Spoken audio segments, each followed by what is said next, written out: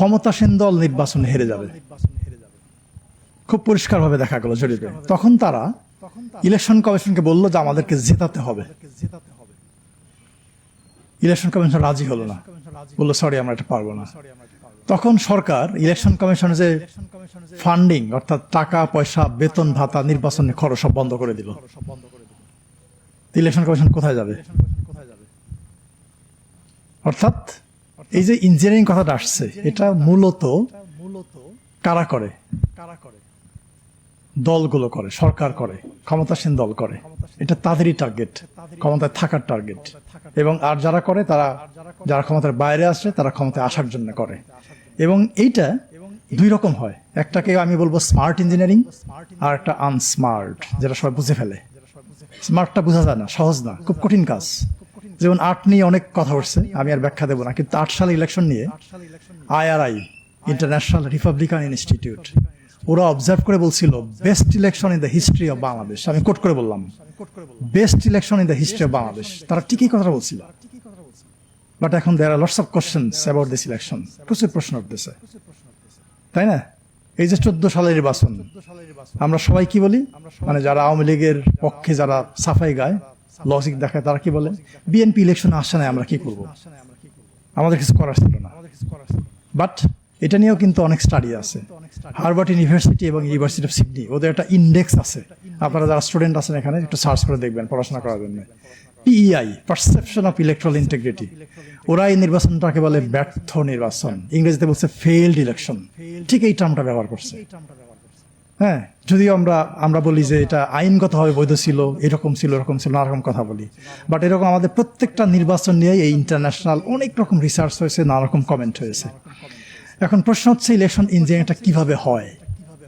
এটা সূত্রপাত হয় কিছুটা আসছে আলোচনায় নির্বাচন কমিশন নিয়োগ দিয়ে। একটা ইলেকশন কমিশনের স্বাধীনতা, কাগজে কলমে যাই থাকুক না কেন, বাস্তব স্বাধীনতা ডিপেন্ড করে আমরা কাদেরকে কমিশনার নিয়োগ দিচ্ছি, তারা কারা, তারা কোন রকম মানুষ। এবং বেশিরভাগ সরকারই এই আমাদের দেশে এই পর্যন্ত চেষ্টা করেছে তাদের প্রতি যারা লয়াল পিপল, যারা বিশ্বস্ত, যারা তাদের কথার বাইরে যাবে না, এরকম লোককে কমিশন নিয়োগ দেওয়ার চেষ্টা করেছে। এটা একদম প্রথম থেকে শুরু হয়েছে এই কালচারটা, এবং এটা বন্ধ হয় নাই। এটা এই কাজে এটা বন্ধ না হলে এই জিনিসটা হবে না। আর দ্বিতীয় যেটা হচ্ছে, এটা আলোচনায় আসছে সীমানা নির্ধারণ, এটাকে আমরা বলি জেরিমেন্ডারিং। জেরিমেন্ডারিং এটা হচ্ছে যে ওই যে ব্যারিস্টার সাহেব একটা বলেছেন, আমাদের নেসার আমিন একটা বলেছেন, যে কোন একটা এলাকাকে ধরেন যে এরা কোন একটা দলে ভোট দেয়, তাদেরকে পারপাসিভলি অন্য একটা এলাকায় নিয়ে যাওয়া, অন্য একটা আসন নিয়ে যাওয়া, যাতে করে ভোটের ফলাফলের মধ্যে এক ধরনের তারতম্য হয়, প্রভাব পড়ে। এটা আর এক রকম ইঞ্জিনিয়ারিং। আর এক রকম ইঞ্জিনিয়ারিং হচ্ছে যেটা এই মানে আমাদের হয়ে আসছে, এই জন্য আমি বলছি সরাসরি, পলিটিক্যাল পার্টির নিবন্ধন। অনেক ভুয়া পলিটিক্যাল পার্টির নিবন্ধন হয়েছে, কখনো কখনো রাষ্ট্রের উদ্যোগে করা হয়েছে। এইগুলোকে নিয়োগ দিয়ে নির্বাচনকে কোট আনকোট কম্পিটিটিভ করার চেষ্টা করা হয়েছে। এটা বিভিন্ন সময় হয়েছে, বিভিন্ন সালে হয়েছে। আর একটা ইঞ্জিনিয়ারিং যেভাবে হয়, মানে প্রসেসটা যেভাবে হয়, ভুয়া পর্যবেক্ষক সংস্থা বা পর্যবেক্ষক নিয়োগ, এভাবে হয়েছে অনেক। এই যে ধরেন যে 2024 সালের নির্বাচনে অনেক ভুয়া পর্যবেক্ষক সংস্থা ছিল, অনেক ভুয়া পর্যবেক্ষক কেন্দ্রে কেন্দ্রে ছিল। সেই এই তাদেরকে ব্যবহার করে কাজে লাগে এই কাজগুলো করা হয়েছে। তারপরে যে সাংবাদিকদের কথা আসছে, তাদেরকে এক্সেস না দেওয়া। আমাদের কিন্তু সাংবাদিক নীতিমালা আছে নির্বাচন কমিশনের, এই যে সাইম সাহেব হয়তো এটা ওইভাবে কাভার করেন নাই, কিন্তু সাংবাদিকদের এক্সেস ওইভাবে দেওয়া হয় নাই, যাতে করে তারা ওই কি হয়েছে না হয়েছে কেন্দ্রের মধ্যে সেটা দেখতে না পারে। তবে এই যে কাজগুলো এটা খুব কঠিন কাজ। কঠিন কাজ কি কারণে? আপনি ধরেন ওই যে সারিয়া সাহেব এটা দেখাইছে আপনাদেরকে, যে বাক্স ভরে গেলে পরিবর্তন, এটা কিন্তু খুব ডিফিকাল্ট একটা কাজ, সহজ না। কিভাবে? একটা বাক্স যখন ফাঁকা থাকে, অর্থাৎ আগামী নির্বাচন শুরু হবে কয়টায়? ভোট গ্রহণ সকাল 7:30টায়। তার আগে প্রত্যেক সহকারী প্রিজাইডিং অফিসার এই বাক্সের চারপাশে প্রথমে বাক্সটাকে সে ফাঁকা করে এনে দেখাবে। দেখানোর পরে উনি চারপাশে 4টা লক লাগাবেন। এই লকটা বাঁশের পাতার মতো চিকন, সবুজ রঙের, এবং প্রত্যেকটা লকের আলাদা নাম্বার আছে। এই নাম্বারগুলো ভোটাররা তখন উপস্থিত থাকতে পারে না, আনফর্চুনেটলি, বাট ওখানে থাকে পোলিং এজেন্টরা, পর্যবেক্ষকরা, সাংবাদিকরা, তারা থাকতে পারে। এই যে 4টা লক লাগালো, ওই নাম্বারগুলো সাধারণত পোলিং এজেন্টরা নোট করে রাখে যদি ইলেকশন ফেয়ার হয়, যদি পোলিং এজেন্ট না থাকে। বাট আমরা তো দেখেছি অনেক নির্বাচনে পোলিং এজেন্ট ছিল না, কিংবা ডামি পোলিং এজেন্ট ছিল, তাই না? সো 4টা লকের নাম্বার ওনারা লিখে রাখে। তারপরে যখন এই বাক্সটা ভরে যায়, আর একটা লক মাঝখান লাগানো হয়, যেখানে ফাঁকা আপনি যেখান থেকে ব্যালট পেপার ঢোকাচ্ছেন ওখানে লাগানো হয়। তো এইটা, এই 5টা লকের নাম্বারই পোলিং এজেন্টরা লিখে রাখেন, এবং যেহেতু তারা সারাদিন কেন্দ্রে থাকেন, গণনা করার সময় তারা আবার লকের নাম্বারটা মিলান যে ওই নাম্বারটা আছে কিনা লকের মধ্যে। কাজেই এই কাজটা কিন্তু অত সহজ না। এবং আরেকটা বাক্স যখন দেওয়া হবে তখনও কিন্তু ওই একইভাবে 4টা লক লাগানো হবে সবার সামনে। কিন্তু 2000 মানে যখন ইলেকশনের এই যে ম্যানিপুলেশন হয়, ইঞ্জিনিয়ারিং হয়, তখন আর এই ঘটনাগুলো, এই যে প্রসেসটা, এই প্রসেসটাকে ফলো করা হয় না। যেমন ধরেন যে প্রশ্ন উঠলো যে রাতের বেলায় ভোট হয়েছে 2018 সালে, এবং আমি এবং ব্যারিস্টার তাজরিয়ান দুইজনই জাতীয় নির্বাচন তদন্ত কমিশনের সদস্য। আমাদের প্রতিবেদন এখনো সাবমিট হয় নাই। মানে একটা বড় জিনিস হচ্ছে যে বাংলাদেশে এই যে ইলেকশন ইঞ্জিনিয়ারিং, এটা নিয়ে কিন্তু খুব বেশি স্টাডি হয় নাই। যেটা হয়েছে খুব সারা বাট খুব ওইভাবে যে কোনো রিসার্চ হয় সেই জিনিসটা হয় নাই। বাট তারপরেও আমরা চেষ্টা করেছি যে তদন্ত কমিশনের প্রতিবেদনে এগুলোকে কভার করার জন্য। কিন্তু যেহেতু আমরা প্রতিবেদনটা এখনো সাবমিট করি নাই সরকারের কাছে, এই জন্য এটা নিয়ে আমি ওইভাবে ডিটেল আপনাদেরকে বলতে পারবো না। বাট ইন জেনারেল আমি কিছু কথা বলেছি এবং আরেকটু বলার চেষ্টা করবো। মানে যেভাবে হয়, যখন আপনার এই ইঞ্জিনিয়ারিংটা হয়, এই যে ম্যানিপুলেশন হয়, ভোট জালিয়াতি হয়, এটা ভোট জালিয়াতি ইঞ্জিনিয়ারিং একটা পার্ট, তখন কিন্তু এই লক লাগানোর কোনো ধারণা থাকে না। হ্যাঁ, জাল ভোট গণহারে দিয়ে দেয়। যেমন ধরেন যে 2017 সালে আমি তখন একটা প্রতিষ্ঠানের পরিচালক, আমার মনে আছে গাজীপুর সিটি নির্বাচনের পরে প্রেস ক্লাব একটা মিডিয়া ব্রিফিং করলাম, এবং আমরা বলছিলাম যে গাজীপুরের 67% কেন্দ্রে কোনো না কোনো অনিয়ম হয়েছে। এই সাইম সাহেব আমাকে প্রশ্ন করেছিল তখন, মানে আমি তখন ডায়াসে বসা, যে তাহলে আপনি কি ইলেকশনকে ফেয়ার বলবেন নাকি বলবেন না? ঠিক এইভাবে কয়েকবার আমাকে প্রশ্ন করেছিলেন। এই প্রশ্নটা আমার একদম পরিষ্কার মনে আছে। তো ওই ইলেকশনের পরে একজন কমিশনার ছিলেন মাহবুব তালুকদার, নিশ্চয় অনেকে মনে আছে।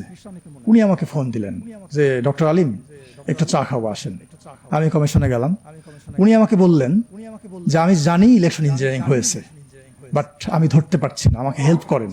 আপনার পর্যবেক্ষকরা যা দেখেছে ওই এভিডেন্স গুলো আমাকে দেন।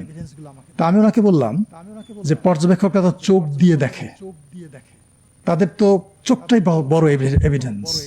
তারা তো ছবি তুলতে পারে না ভাবে, তাদের ছবি তোলার তো সুযোগ নাই। তারা তো কাগজপত্র আপনাকে সাবমিট করতে পারবে না, এই সুযোগটা নাই। এবং সারা দুনিয়ার পর্যবেক্ষণটা এরকমই হয়। তখন উনি আমাকে বললেন যে তাহলে আমি ধরবোটা কিভাবে? আমি তাকে বললাম যে একটা সহজ রাস্তা আছে, বাট আপনি পারবেন কেন জানি না। সেই রাস্তাটা হচ্ছে, যখন ব্যালট পেপারটা ইস্যু করা হয় তার কিন্তু 2টা পার্ট থাকে, এটা আপনার সবাই জানেন। ওই যে ব্যাংকের চেক বইয়ের মতো 2টা পার্ট, মুড়িপত্র থাকে আর কি, সহজ কথায়। যে পার্টটা দেওয়া হচ্ছে বা যে পার্টটা রেখে দেওয়া হচ্ছে বইয়ের সঙ্গে, 2টা পার্টের মধ্যে কিন্তু সিল থাকে, একটা সামনের দিকে থাকে, একটা পিছনের দিকে থাকে। মানে যেটা পার্টটা দিয়ে দেওয়া হচ্ছে ওটা পিছন দিকে সিল থাকে, স্বাক্ষর থাকে। আর যেটা বইয়ের মধ্যে আছে সেখানেও সিল স্বাক্ষর থাকে। তাহলে আপনি রিটার্নিং অফিসারকে বলেন এই যে ব্যালট পেপার ইস্যু করা হয়েছে ওগুলা আপনাকে দিতে, চেক করতে। আপনি চেক করলে বুঝতে পারবেন। তারপরে উনি আমাকে বললেন যে ওনাকে দেওয়া হয় নাই। উনি চেয়েছিলেন কমিশনের কাছে, কিন্তু কমিশন তাকে হেল্প করে নাই, রিটার্নিং অফিসার তাকে হেল্প করে নাই। তো এখন যখন এই জাল ভোটটা হয়, তখন কিন্তু মানুষ গিয়ে, যারা দুষ্কৃতিকারী, যারা ভোট জালিয়াতি করে, তারা ওই ব্যালট পেপার সিলে নিয়ে গণহারে সিল মেরে ঢুকায় দেয়। ওই সিলের ধার কেউ ধারে না। এই জন্য ওইভাবে ভেরিফাই করলে এইটা ধরা খুব সহজ হবে। কিন্তু আমাদের একটা বড় সমস্যা কি জানেন? আমাদের দেশে নির্বাচন শেষ হওয়ার খুব অল্প সময় পরে ইলেকশন কমিশন খুব দ্রুততার সঙ্গে গেজেট প্রকাশ করে দেয়। আর গেজেট যখন প্রকাশ করে তখন আর এটা ইলেকশন কমিশনের হাতে থাকে না, এটা চলে যায় আদালতে। অর্থাৎ কেউ যদি চ্যালেঞ্জ করে তখন তাকে আদালতে যেতে হবে, কমিশনের কিছু করার থাকে না। Which is a shortcoming of our legal framework. আমাদের আইনে একটা বড় দুর্বলতা। সো এই সব মিলিয়ে আমরা আসলে যদি শর্ট টার্ম চিন্তা করি, তাহলে প্রথম কাজটা হচ্ছে আগামী নির্বাচন তো একদম দরজায়, তাই না? যেগুলো হয়ে গেছে হয়ে গেছে, এটা নিয়ে আমাদের ভাবার মানে কথা বলার বা ভাবার আর সুযোগ নেই, অবকাশ নাই। বাট যেটুকু বাকি আছে ওইটাতে একটা ফোকাস করা।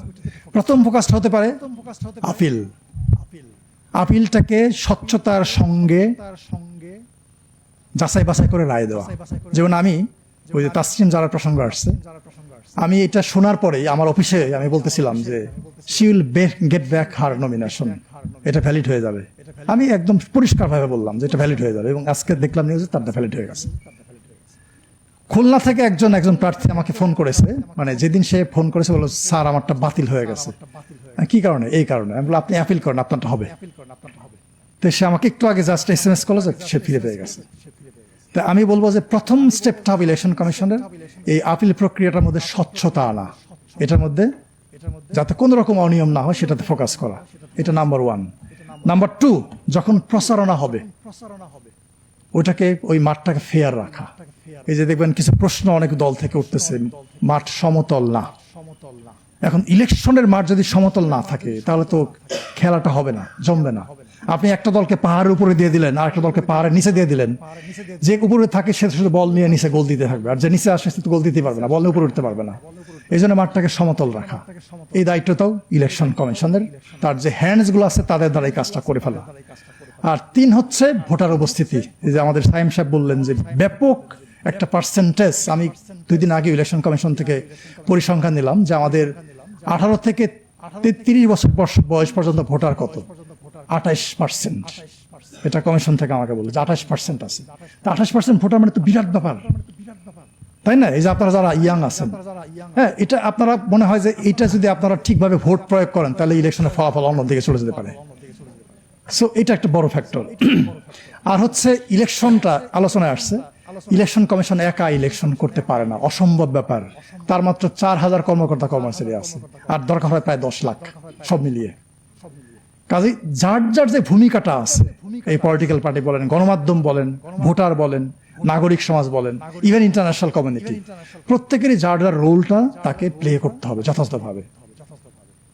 আচ্ছা, আর একটা হচ্ছে যেটা ইলেকশন কমিশনের সমালোচনা হলো, আমি বলবো যে ইলেকশন কমিশনকে খুব শক্ত ভূমিকায় নামতে হবে, খুবই শক্ত ভূমিকায়। মানে অর্থাৎ ছোট্ট একটা অনিয়ম দেখলেও অনিয়ম দেখার সঙ্গে সঙ্গে অ্যাকশন নিতে হবে। ভারতে আমার মনে আছে 2009 সালে কংগ্রেস ক্ষমতায় ছিল, একটা উপনির্বাচন হচ্ছিল কোন একটা এলাকায়। সালমান খুরশিদ তখন ইউনিয়ন ল মিনিস্টার, উনি গেছেন ওই এলাকায়, ওখানে যে উনি ক্যাম্পেইন করছেন। ভারতের কোড অফ কন্ডাক্ট অনুযায়ী এইভাবে ক্যাম্পেইন করা যায় না।